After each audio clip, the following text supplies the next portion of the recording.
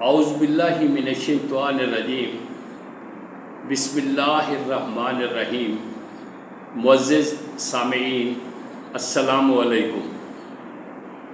22 جون 1997، 22 جون 1997۔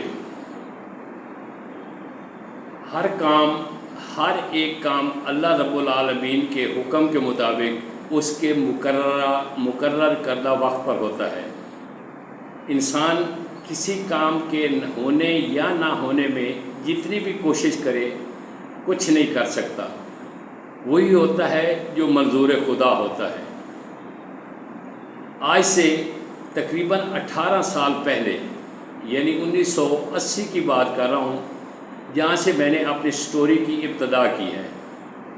اللہ رب العالمین کے حکم سے، اس کی مہربانی سے، اللہ تعالیٰ کے خاص کرم سے جو ہدیہ درود و سلام پڑھنے کا تحفہ مجھے ملا، اور جس کی بدولت دل میں ایک حسرت اور شوق تھا کہ اے اللہ پاک، اپنے پاک گھر میں حاضری نصیب فرما، اپنے پاک محبوب کے در پر ہدیہ درود و سلام عرض کرنے کی ہمت اور توفیق دے، طاقت دے اور زیارت نصیب فرما۔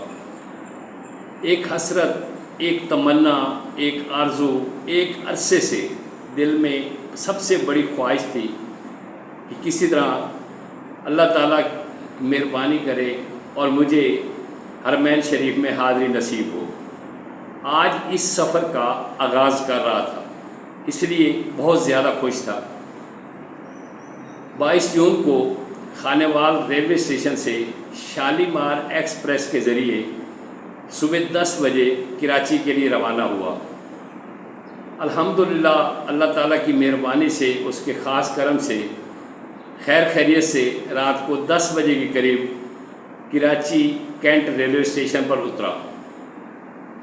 وہاں سے لوگوں سے کنفرم کیا کہ رات کہاں پہ گزاروں، تو نزدیکی سنوبر ہوٹل تھا، وہاں پہ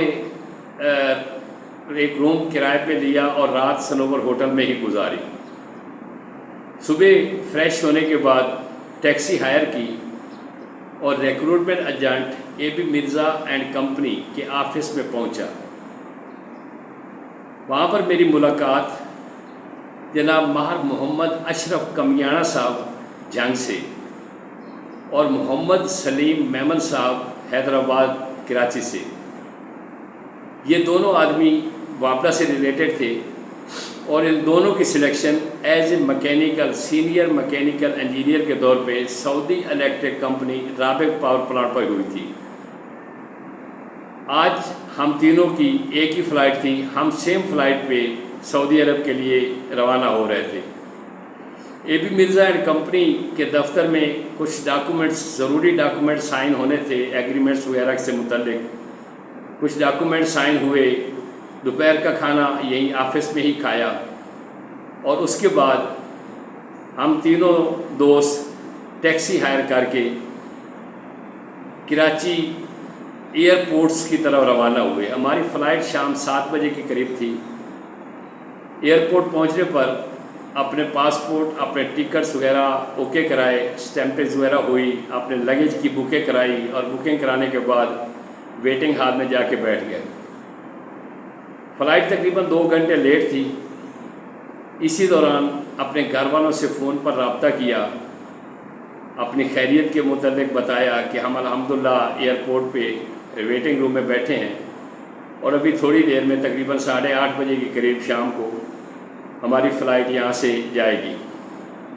تو اس طرح ہم لوگ سعودی ایئر لائن SB 707 کے ذریعے 8:30 بجے رات کو کراچی سے روانہ ہوئے، اور تقریباً 11:30 بجے کے قریب ہم ریاض ایئرپورٹ پہ پہنچے۔ بہت رات کا ٹائم تھا، بہت ہی خوبصورت، لائٹنگ کے حساب سے بہت ہی پیارا، بہت ہی خوبصورت لگ رہا تھا ریاض ایئرپورٹ۔ بہرحال یہ کنیکٹڈ فلائٹ تھی، ریاض کے اترنے والے لوگ وہاں پہ اتر گئے، اور تھوڑی دیر بعد یہ فلائٹ ریاض سے جدہ کے لیے روانہ ہوئی۔ اور ہم تقریباً جدہ ایئرپورٹ پر رات کو 12:30 بجے پہنچ گئے۔ اللہ تعالیٰ کا شکر ادا کیا، اس کی نعمتوں کا شکر ادا کیا کہ الحمدللہ ہم خیر خیریت سے جدہ ایئرپورٹ پر پہنچ گئے۔ فلائٹ سے اتر کے ویٹنگ ہال میں گئے اور اپنے لگیج کا انتظار کرنے لگے، جو کنویئر بیلٹ کے تھرو ہمیں ملنا تھا ہمارا سامان۔ کچھ دیر بعد سامان آنا شروع ہو گیا، اپنا اپنا سامان اٹھایا اور چیکنگ کاؤنٹر کی طرف چل دیے۔ سعودی عرب کے ایئرپورٹس کے بارے میں، مسافروں کی چیکنگ کے بارے میں تو سنا تھا کہ بہت سخت چیکنگ ہوتی ہے اور ہر ایک ایٹم بڑے احتیاط کے ساتھ چیک کرتے ہیں، بڑی مشکل سے کلیئرنس ہوتی ہے، لیکن یہ نہیں سوچا تھا کہ جو ہمارے ساتھ ہوا ایسا بھی ہو سکتا ہے۔ بہرحال ایک طریقہ کار تھا ان کا چیکنگ کا۔ جیسے ہی ہم اپنے لگیج وغیرہ لے کے چیکنگ کاؤنٹر پر پہنچے تو ہمارے بیگز وغیرہ کو تالے لگے ہوئے تھے۔ انہوں نے جو اسٹاف تھا وہاں پہ، چیکنگ اسٹاف تھا، انہوں نے ہم سے چابی لینا بھی گوارا نہ کی اور ہیمر، پلاس اور پیچکس کا استعمال کرتے ہوئے، چھری کا استعمال کرتے ہوئے انہوں نے بیگ کی ایک سائڈ پہ کاٹ دی، میرا بھی کاٹ دیا اور دوسرے دوستوں کا بھی بیگ کاٹ دیا۔ تالا کھولے بغیر ہی بیگ کا کور پھاڑ پھوڑ کے سائڈ پہ کر دیا اور ایک ایک کپڑا، ایک ایک ایٹم وہاں سے نکال کے، ہلا کے اس کو پوری تسلی سے کیمرے سے اور مختلف چیزوں سے دیکھ کے سائڈ پہ پھینکتے گئے۔ حتیٰ کہ سارے کپڑے بھی وہاں سے نکال دیے، بیگ سے نکال دیے، اور جب بیگ سے کپڑے نکل گئے تو بیگ کی جو پلاسٹک یا ریگزین یا لیدر کا جو بیس تھا اس کو بھی پلاس سے کھینچ کے پاڑ دیا۔ الغرض کہ بیگ کے اتنے ٹکڑے ہوئے کہ میں انہیں دوبارہ اکٹھا بھی نہ کر سکا۔ اور اس کے بعد میرے پاس ایک پشاوری چپل اور ایک بوٹ تھا، بہت اچھا، اپنے شوق سے لیا تھا۔ پلاس اور چھری کا استعمال کرتے ہوئے انہوں نے اس کے سول کے بھی 4 سے 5 حصے کر دیے، پھاڑ کے پیس کر دیے، اور اس کے اندر پتہ نہیں کیا ڈھونڈتے رہے، کیا دیکھتے رہے۔ بہرحال ہم لوگ پریشانی کی حالت میں ایک سائڈ پہ کھڑے دیکھ رہے تھے اور اس کے علاوہ ہم کچھ بھی نہیں کر سکتے تھے۔ تقریباً 1 سے 1.5 گھنٹہ یہ چیکنگ ہوئی۔ ایک سائڈ پہ کھڑا ہوا سرکار دو علیہ وسلم کی درود، ذات پاک پہ حلیہ درود و سلام عرض کرتا رہا اور اللہ تعالیٰ سے خیر کی بھیک مانگتا رہا۔ مجھے اتنی توقع، اتنی امید نہیں تھی کہ اس طرح کی چیکنگ ہوگی۔ بہرحال کوئی 1-1.5 گھنٹے کے بعد میرے ساتھ بھی ایسا ہوا اور میرے جو کولیگز تھے ان کا سامان بھی تقریباً اسی طرح ہی چیک کیا گیا۔ 1-1.5 گھنٹے کے بعد سائڈ پہ پھینکا ہوا سامان، سیکورٹی والوں نے ہمیں کہا کہ اپنا اپنا سامان اٹھا لیں۔ اب نہ تو بوٹ اور نہ پشاوری چپل میرے پہننے کے قابل تھی، کیونکہ اس کے سول کے 3 سے 4 حصے کر دیے گئے تھے نکال کے، اور نہ ہی بیگ میں اٹھا سکتا تھا کیونکہ اس سے کم 20 سے 30 پیس ہو گئے تھے ڈفرینٹ۔ بہرحال ایک چادر بچھائی، چادر بچھا کے اپنا سامان، جو کپڑے یا میرا ضروری سامان جو باقی بکھرا ہوا تھا، وہ اس چادر میں ڈالا اور ایک دیہاتیوں کی طرح اس کی ایک گانٹھ بنائی اور گانٹھ بنا کے کندھے پہ رکھی اور اللہ کا شکر ادا کرتے ہوئے وہاں سے نکلنے لگا۔ یہ ایسا سعودی سنا تھا کہ، اور بلکہ اس دن سے چند دن پہلے ہی کچھ پاکستانیوں نے اپنے پیٹ کے اندر کچھ ایسے کیپسول جن میں کچھ پتہ نہیں کوئی نشہ آور چیز تھی، ایسے چھپائے ہوئے تھے اور وہاں پہ جا کے بیچتے تھے، تو وہ پکڑے گئے اور اسی طرح ان کو سزائیں بھی ہوئی کہ کافی آدمیوں کے سر بھی قلم کر دیے گئے۔ لیکن پتہ نہیں کیوں لوگ نشہ لے جاتے ہیں، کیا فائدہ ہے، کیوں ایسا کرتے ہیں، جبکہ انہیں پتہ ہے کہ ہمیں پکڑے گئے تو قتل کر دیا جائے گا، مار دیا جائے گا۔ بہرحال کچھ لوگوں کی ایسی گندی حرکتوں کی سزا تقریباً باقی پاکستانیوں کو بھگتنی پڑتی، اور ایسا ہی ہمارے ساتھ ہوا۔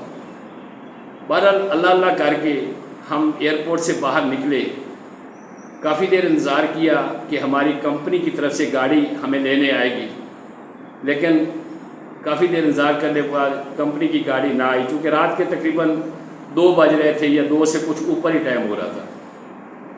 بہرحال تھوڑی ایئرپورٹ سے ریلیٹڈ ہی اسی حال کے ساتھ ہی ایک منحرکہ مسجد سی، ایئرپورٹ سے ہی تھوڑا بہت کھانا کھایا اور پھر اس مسجد میں چلے گئے۔ رات ہم لوگوں نے اسی مسجد میں گزاری صبح تقریباً فجر کی نماز مسجد میں ادا ہوئی اور اس کے بعد 9 بجے کے قریب ہم لوگ جدہ سعودی الیکٹرک کمپنی کے ہیڈ آفس کی طرف روانہ ہوئے۔ تقریباً کوئی 9:30 بجے کے قریب ہم سعودی الیکٹرک کمپنی ہیڈ آفس کے ہیڈ آفس میں پہنچے۔ یہاں سے جو ٹیکسی ہم نے ہائر کی، پتہ چلا کہ اس ٹائم میں 10 ریال کرایہ تھا ایئرپورٹ سے سعودی الیکٹرک کمپنی کے ہیڈ آفس کا۔ بہرحال اس شریف آدمی نے جو سعودی ٹیکسی ڈرائیور تھا اس نے ہم لوگوں سے 50 ریال کرایہ چارج کیا۔ ہمیں چونکہ پتہ نہیں تھا اس لیے ان کو دے دیا۔ بہرحال اللہ تعالیٰ خیر کرے گا، ہم لوگ سعودی الیکٹرک کے ہیڈ آفس جدہ میں پہنچ گئے۔ اس سے اگلی کارروائی انشاءاللہ نیکسٹ ولاگ میں بتائیں گے۔ اپنا خیال رکھنا، اللہ حافظ۔